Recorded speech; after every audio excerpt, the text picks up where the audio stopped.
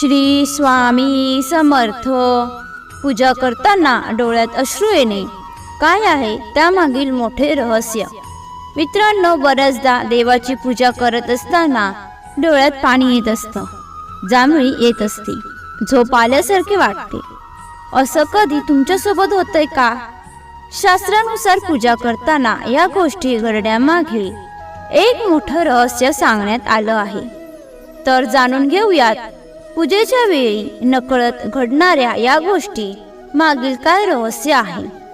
मित्रांनो, मनाची द्विधा अवस्था होणे हे शास्त्रामध्ये लिहिले आहे.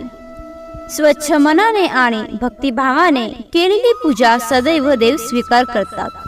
त्याचे फळही आपल्याला नक्कीच मिळते.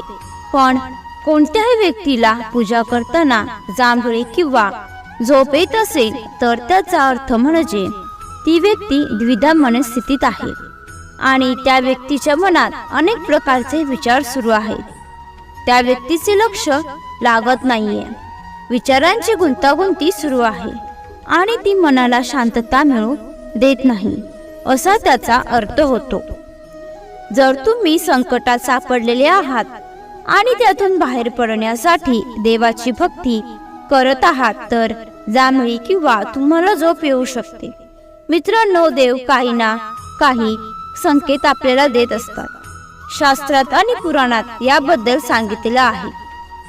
यावरून पूजापाठ करताना तुमच्या डोळ्यात अश्रू येऊ लागले तर तुम्हाला ईश्वरी शक्ती शुभ संकेत देत आहे असं समजावं.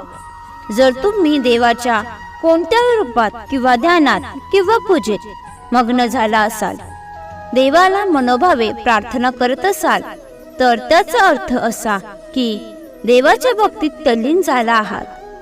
आपण असेही म्हणू शकतो की तुम्ही केलेली देवाची पूजा सफल झाली आहे, जी तुमच्या आनंदामुळे अश्रूच्या रूपात बाहेर येऊ लागली आहे.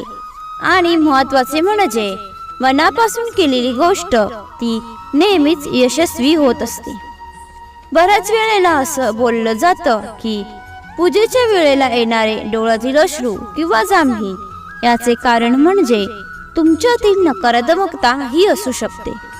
जेव्हा केव्हा आपले मन पूजापाठ, धार्मिक ग्रंथात किंवा आरती करण्यामध्ये लागतं नाही आणि शरीराला जडत्व वाटू लागतो, त्यावेळी कोणती तरी नकारात्मक ऊर्जेचे किंवा नकारात्मक शक्ती नक्कीच तुमच्या आजूबाजूला अस्तित्वात आहे आणि तुम्हाला मनाने एकाग्र होऊ देत नाही असं समजावं. ती शक्ती तुमचे चित्त विचलित करत आहे असा त्यामागे अर्थ होतो असं समजावं. तुम्हाला ही माहिती आवडली असेल तर लाईक आणि शेअर करा. तसेच अशीच माहिती नेहमी ऐकण्यासाठी चॅनलला सबस्क्राईब नक्की करा. श्री सद्गुरू स्वामी समर्थ. धन्यवाद.